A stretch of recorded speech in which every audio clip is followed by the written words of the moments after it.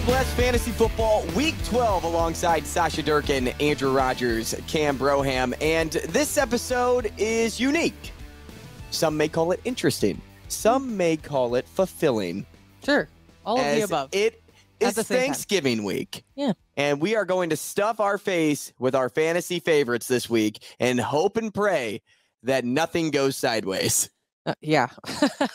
Which the nature of sports in general, it's probably going to go sideways. More often than not. Now, if you play in the God Bless Fantasy Football League, which I know we have our listeners out there that do, and it's a very limited amount, a small sample size, but I'm going to touch on this really fast, and then we'll get into the grand scheme of the rest of the teams and leagues out there. But GBFF only has 3 more weeks of fantasy football before the playoffs begin. Mm-hmm. And it's interesting. Playoffs. Yeah, exactly. We talking about playoffs? I am, because I'm currently right outside the playoffs and I'm working toward the playoffs. I'm definitely out at this point. But I want to tell you something here, Sausha. I need your help. Oh, okay. I need your help because because lose out? No. Okay. I don't need you to lose out. Because I probably will. I am 1 spot behind Winners Take All. And Winners Take All is our combo innocent till tipsy team. Mm-hmm. Those ladies are only like 9 points ahead of me in points points. And they have the tiebreaker right now because of that. You play them not this week, but next week. Okay. I need a big showing from you, Sausha. Okay. Well, if I can get the 5 players on my roster that are either questionable or on injured reserve, either filtered out or they can just miraculously come back from injury, I'll be all right. And to you, Austin Plorde, I need you to take them out this week because that will set me up in a good position for the future. If I don't swear and I just flip the bird, is that okay? That's great. Okay. That's for you, Austin. I have Gretna Horny Goats, Chicken Nick, and Winners Take All 3 very good teams.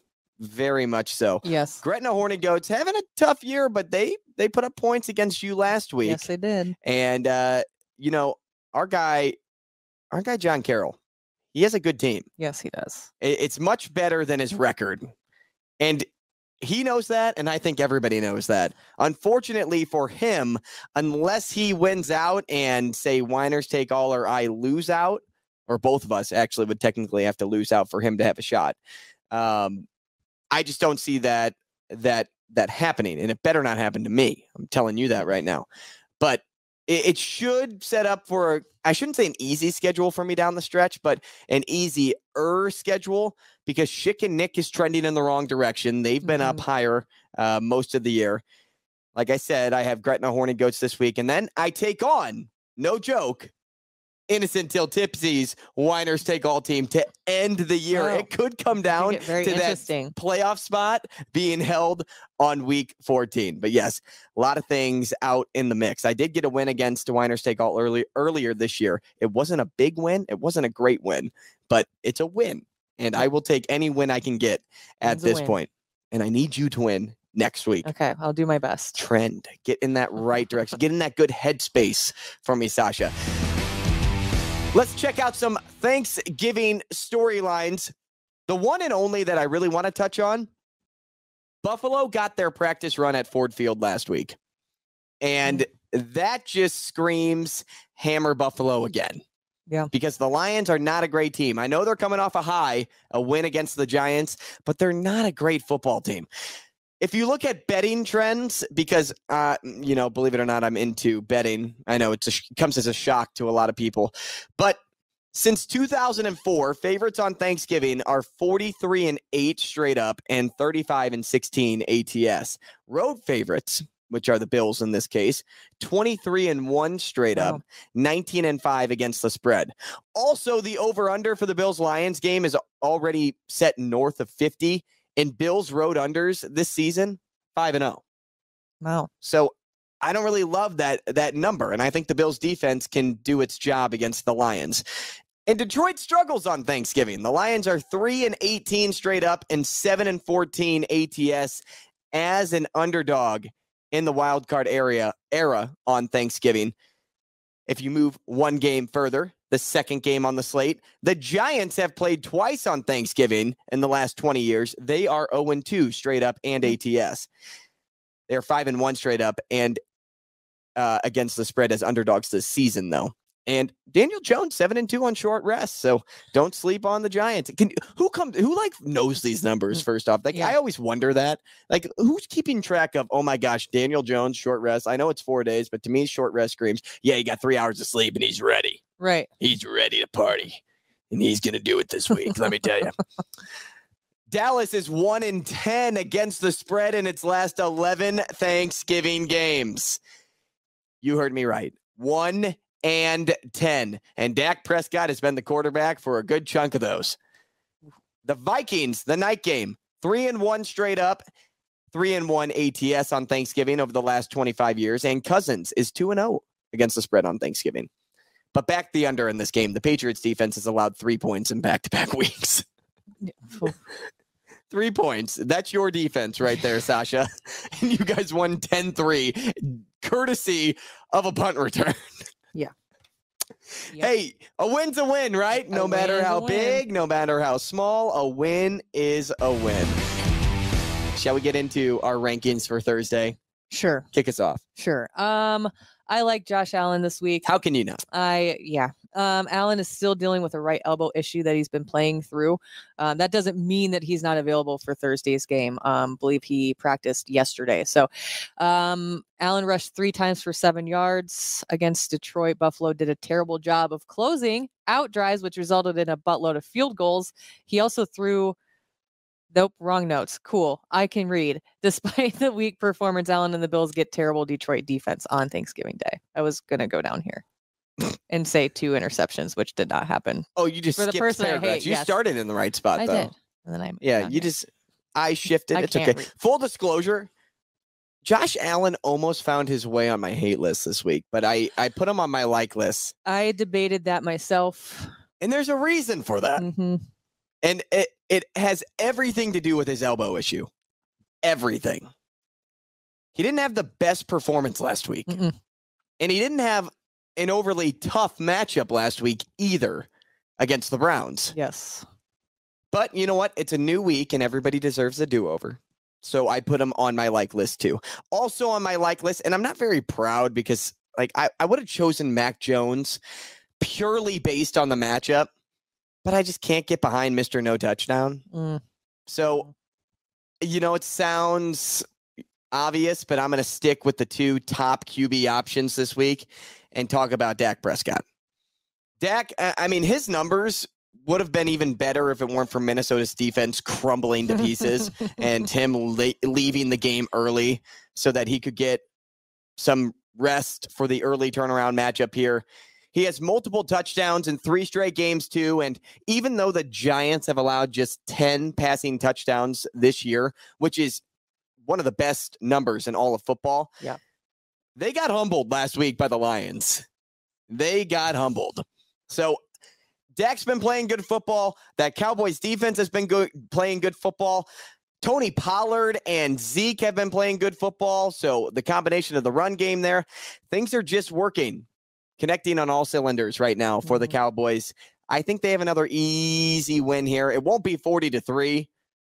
God, no. But I think that 1-11 ATS record that they're carrying in will get snapped. Yeah, and I don't have another quarterback that I like. And I actually said that to Andrew because we're in the same room while we were doing notes. I'm like, this one's hard for me because the only one I really like is Josh Allen. So I'm skipping forward to hate. And when you talk about DFS, you focus on the best quarterback available more often than not. You want to make him the captain of your team. A lot of times if you play in certain DFS leagues, the captain can get like 1.5 points extra per things. So that's why focusing on one is good. I would do the same in this case with Josh Allen, but it's all dependent on how he feels, right? There is benefit to him like having the week that he had last week because he now knows what it takes to fight through the elbow issue. Right.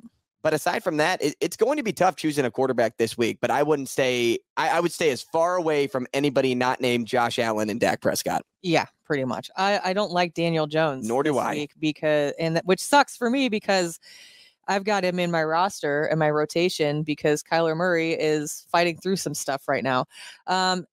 So the Giants are facing a Dallas defense that's allowing the fewest passing yards per game in all of the NFL right now. Jones went 27 of 44, for 341 yards, 1 touchdown, but he also had 2 interceptions in the Bills' loss to the Lions. So he had 7 rushes for an additional 50 yards and a touchdown. But again, he's going to have to not make any mistakes against Dallas. He was a great streaming option last week. He's a poor fantasy play this week. Yep. Look, he posted a 300-yard performance. It was his only of the season last week. And a large role of that was because of the negative game script. But that's really just the best way to put it. The Lions are a bad defense and the Cowboys are a great defense. And Dallas allows the fewest passing yards per game in the NFL. And that's where Jones was productive last week in that stat column.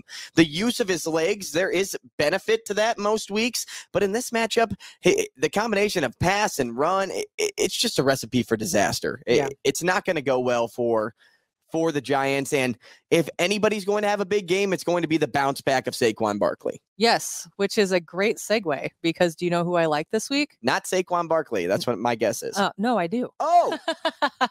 Saquon Barkley was basically shut down, like you just mentioned, against Detroit, having his lowest rushing output of the season. However, Dallas is allowing 136 yards per game on the ground.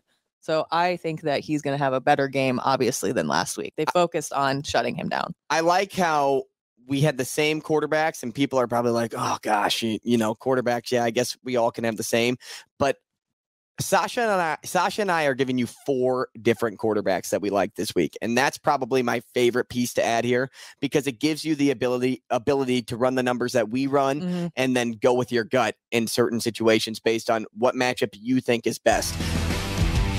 My first running back on the list, Devin Singletary. And the best way to describe him lately is that he's finding ways. He's just finding ways to do it. He's been riding my bench most of the year due to inconsistency, and there's no reason to sit him now. It seems he's definitely the surefire bell cow, no matter the time of day for this team. You can also expect the Bills to be up big in this game, which in turn leads to a lot of clock eating. And last week, he ran for 18, 86, and 1. Those 18 rush attempts were the most that he's seen all year long. So it's obvious that the Bills are relying on him to be the RB1 in that backfield. So with everything that I just said there, fully encompass what I just said, add in now the pass catching ability that he brings. He's a play. He's the right play. And all of those things benefit his game. Yeah. And when you play the Lions, it benefits your game. Yeah. I also like Ramondre Stevenson this week. Leave it to you to like a Patriot. I know. I was like, I have to put. You're such a Patriot. I didn't have any New England players on here that I liked, and so I was like, I better pick one. And I do like. I put clam chowder on my list. We're not talking Thanksgiving dishes. No, we should fight about that later, though. If clam chowder's a Thanksgiving dish, maybe. I don't know. I was just tying it into New England. A Christmas dish. Yes, it is. People. But we've Christmas music's allowed to be played after Halloween. No, it's not. You got to wait till after Thanksgiving. We've mentioned him several times on this podcast before. Who are we talking about? Ramondre Stevenson. He rushed 15 times for 26, adding 6 catches for 56 yards on 6 targets. And the Patriots win over the Jets. He also outcarried Damian Harris, which I think is the more important thing here. 15-8 and out-targeted him 6-2, although Harris had like 9 more yards. But it may be that Stevenson sees a slightly less workload this week against the Vikings, but I think he still should be in your starting lineup. I was between him and Tony Pollard because Tony Pollard has received at least 15 touches in 3 straight games, and now he gets a team that just got torched by Jamal Williams. The Giants average 135.9 yards allowed on the ground, which ranks 25th in the NFL. And Pollard's been blowing up since his matchup against Chicago 3 weeks ago. Here are his stat lines. 14 rushes, 131 for 3 touchdowns against Chicago. He had 1 catch for 16 yards. Plot in pluck in. That's not the right word either. Transition to put in this, that. Tony Are you Pollard. making a Thanksgiving dish right now? I don't know. I'm trying to get. I'm messing with my recipe here. I'm putting this word into that word and this sentence into that paragraph, and it just wasn't working there. Brain fart. Total brain fart. But I'm telling you, his stats aren't a brain fart.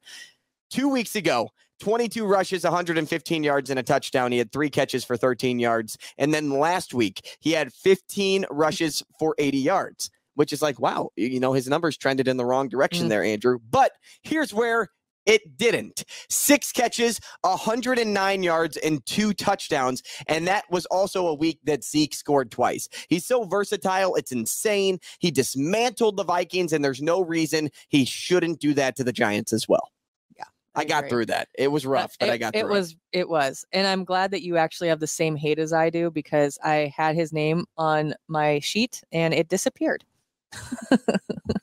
I didn't. Altogether? It's on my notes, so I had to pull it up this way. So I'll let you go through who we hate this week. It's weird because rarely do I ever condone considering benching this person. Yep. And that's Dalvin Cook. But the matchup is absolutely brutal. Yes. The Patriots have allowed just 13.71 fantasy points to opposing running backs on average this season, and that average of just 7.37 fantasy points per game in the last 3 weeks. There's just better DFS plays out there. We named them. We named 4 of them. You can save the price of gambling with Dalvin Cook in this matchup, which is a safe floor. It doesn't have a high ceiling, but he's a safe floor. And then you can grab a stronger receiver or 2 instead. So instead of going out and getting Michael Gallup, maybe by not going after a guy that's like a wide receiver 2, you can go after Stephon Diggs, CeeDee Lamb, one of those bigger names, Justin Jefferson, because you saved money by not risking it on Dalvin Cook. Yeah. And just to reiterate, the Patriots defense has only allowed 1 100-yard rusher so far this season and only 4 rushing touchdowns total. Do you know what rusher that was? Like, I don't know. Do you know? I don't. Do you have that? I'd have to look it up. I'd be interested to know what week that came. And as you do that, I will go into my first wide receiver because I'm going to go with value here. I'm going to throw out value plays because everybody knows you can get Stephon Diggs against the Lions and be just crazy successful there. You can go out and get Justin Jefferson, and he will still put up some good numbers against the Vikings. More often than not, great numbers. And the same thing can be said for CeeDee Lamb. But how about some of those other guys, like the other guys that I like here or there? It's not Amon-Ra St. Brown this week. I don't think it's going to be him. But I think in that same game, I'm going with Gabe Davis because of his deep ball ability, right? He's such a deep ball threat. And the Lions are one of the worst when it comes to defending explosive plays. I look at this game a lot like I look at the game that he played against Pittsburgh, where he had 3 catches for 171 yards and 2 touchdowns.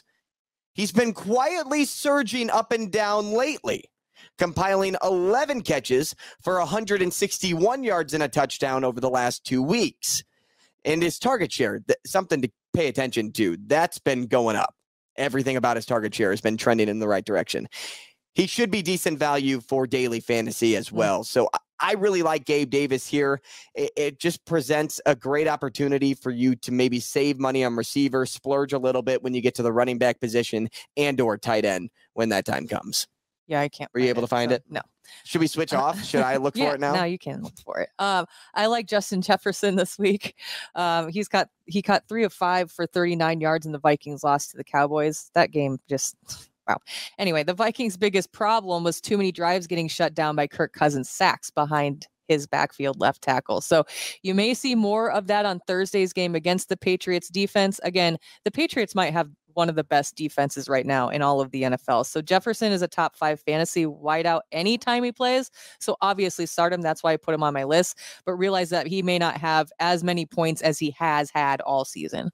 But he's still a good play. It's Justin Jefferson. Well, he's always a good play. Yes. Great play in more cases than not. as we talk about New England and still trying to search for that running back, maybe we'll find him by the end of the show. Yeah. Who knows? Maybe you'll find him and send it in to us so that we don't have to do all the dirty work all the time. I like Jacoby Myers. And even though Mac Jones isn't playing like the quarterback we saw last year, Myers' numbers are relatively good and consistent. And that's a big word I like, and something that I kind of look for when it comes to picking and choosing fantasy players throughout the season. Since week 5, he's averaged 4+ receptions. And when those numbers are down, say when he has 2 or 3, he gets a touchdown in those games, which suffices for his fantasy points. 18 catches, 150+ yards and a touchdown over the last 3 weeks. Nothing special, but with how many times this team either runs the ball or scores less than 3 touchdowns a game, Myers still makes for a good fantasy day. He finds a way to do it. Kind of like Devin Singletary, finding a way. Myers finds a way to do it. Minnesota is also the 6th worst fantasy defense when it comes to defending the pass. And let's be frank, they're one of the worst defenses in the NFL. They could be the worst defense in the NFL. And I'm not afraid to say it. Their record of 8-2, they don't look like an 8-2 team right now. No, it's They're very fortunate to be where they're at in the position that they're in with the defense that they have trying to stop other offenses in this league. Absolutely. I like CD Lamb this week. Caught 8 passes for 87 yards and a touchdown when the Cowboys played the Giants earlier this season. Keep in mind that this time around, the Giants may be playing without both of their top corners this week. So Lamb made a ridiculous 27-yard catch against the Vikings close to the end of the first half.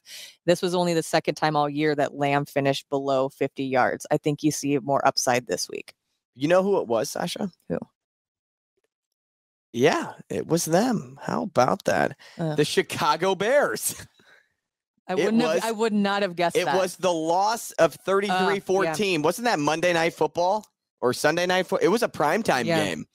And Justin Fields ran for 82 yards. Montgomery, 62. Herbert, 62. Dante Pettis got a 29-yard rush, too. And so did Ebner. He had 8 yards, too. So you take all of that in. They ran for over 200 yards in that game. That's insane. Yeah. No wonder they lost 33-14, too. The Bears were just running all over that team. Who do you not like? Who do you hate this week at the wide receiver spot? I dislike Darius Slayton.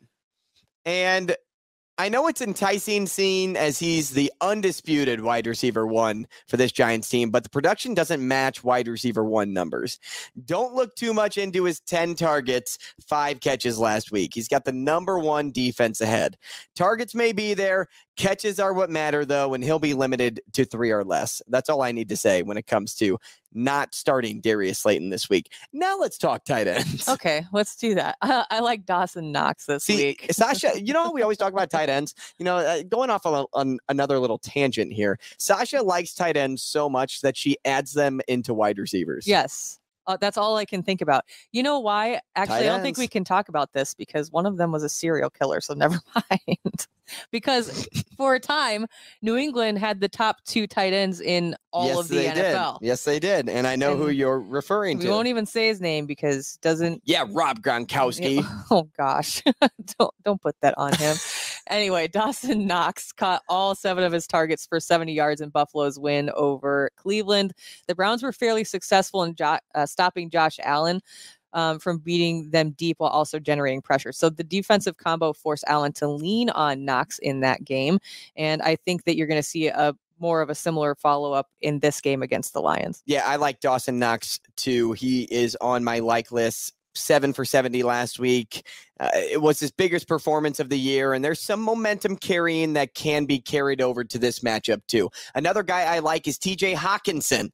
And the reason I like TJ is because in 3 weeks with this team, his stat lines read 21 for 149. 21 catches. That is a PPR player's dream. He's still without a touchdown, but he has been targeted a boatload of times since his arrival. Plus, they've played 3 defenses that have ranked in the top 10 in defending the tight end position. And he finally gets an easy opponent. New England ranks 9th in fantasy points per game allowed to the tight end position. Yeah. You know what's ironic about your answer there is I hate put him on your him hate this list. week. He caught 5 of 9 for 34 in Minnesota's loss to Dallas. He also dropped a 7-yard touchdown in the first quarter, and he arguably, like a few plays later, dropped another score on a more difficult target.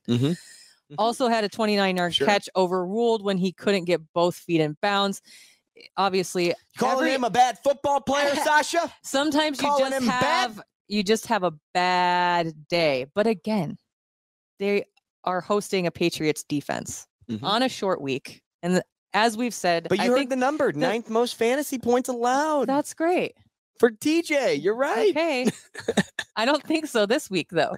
Patriots are a great defense. Yeah. But, man, I think Kirk's going to rely on him this week. JJ may get locked down. And if JJ gets locked down like he did last week, they're going to have to throw to somebody, and it's not Adam Thielen. We know that. We can both agree on that. We do know that. The guy I don't like this week is Dalton Schultz. And it's weird because, if you look at his numbers in fantasy production, it's been good. It really has been good. He has at least 5 targets in 4 straight games, but there was one major eye-opener from last week's Giants loss to the Lions that I think will hinder Schultz here. And it's not the fact that he's a bad tight end play and or a bad tight end. It's the fact that the dang Cowboys run the ball even better than the Lions do. And so if they're going to be successful running the football in this game, they won't need Dalton Schultz. So it's not the fact that I hate Dalton Schultz because he hasn't been playing well.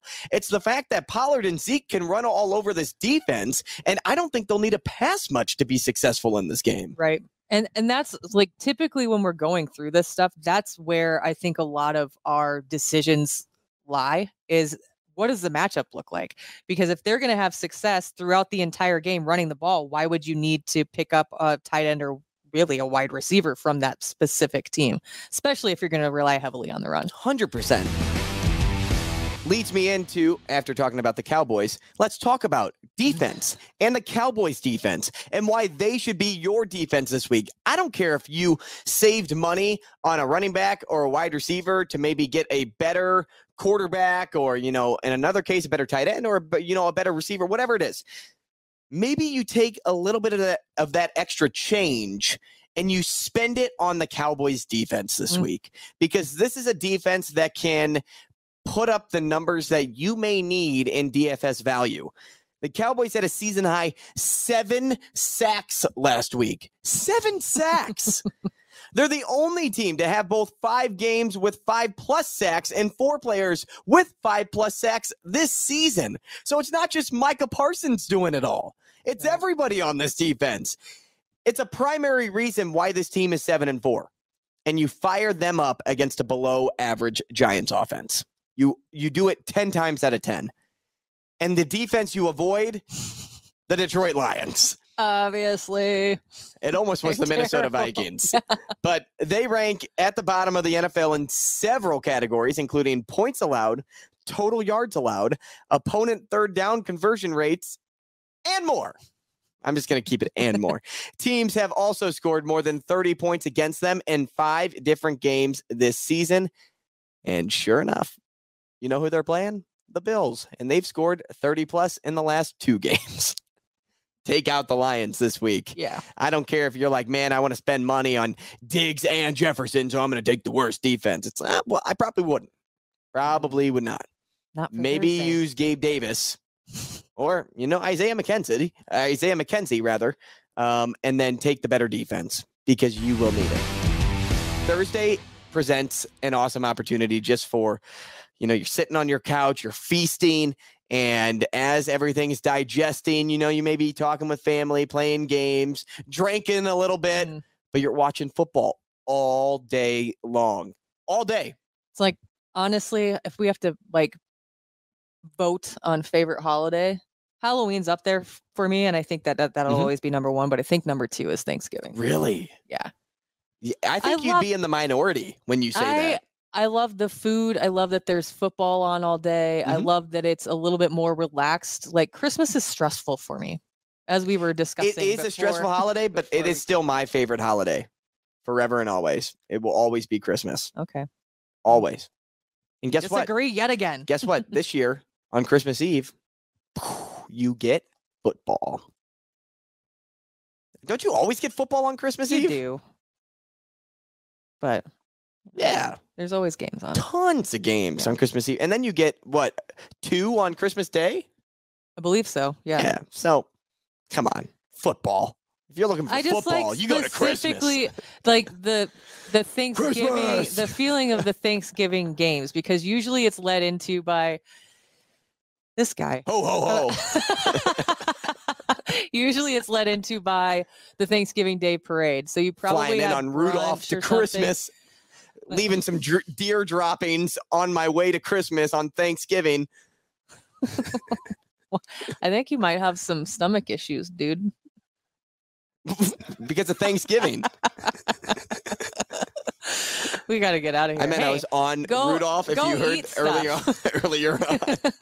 Hey, before we leave, though, you said something at the start of the show. We were going to talk about food, Thanksgiving food. What were we going to talk about? Let's pick our favorite side dish. Okay. Not a list, maybe top 2. Let's not make this too long. Top 2. Yes. No repeaters? No repeaters. Do you want to go first? I'll let you go first. It's your favorite holiday. My favorite side dish. I'll still kick your tight end in this. Okay. Probably cheesy hash browns. Cheesy potatoes. I'm going to go with mashed potatoes. Okay. Is that okay? Like cheesy potatoes, mashed potatoes? Yeah, mashed potatoes are different. Mashed potatoes and gravy. That would be my side number 1. And this depends on, my number 2 depends on a couple of factors here. One is either homemade cream corn, which don't knock it till you try it. Fire. Or stuffing. But the reason cream corn would edge out stuffing here would be if it's homemade, and depends on who made it. Because sometimes homemade isn't the best. Just say homemade cream corn. Homemade cream corn. Because I'm saying homemade mac and cheese. Ooh. That is a game changer. I'm a child. Mashed potatoes and mac and cheese. Like that's, if I had that all day, every day, I would. Maybe no one in my family's got no shit in my family don't come at me, but I don't think that anyone in my family has made good mac and cheese. Ooh. And so that's why it's not on my list. No, totally. Totally get it. What's your favorite out there? You tell us while you're eating it, watching football. Yes. But maybe before you're watching football, you're watching us and making sure your plays for Thursday are the right plays, especially if you like to do it the DFS route. We appreciate you joining us. Happy Thanksgiving. And remember, there are many things a man can do with his time, but none are better than this. God bless you, and God bless fantasy football.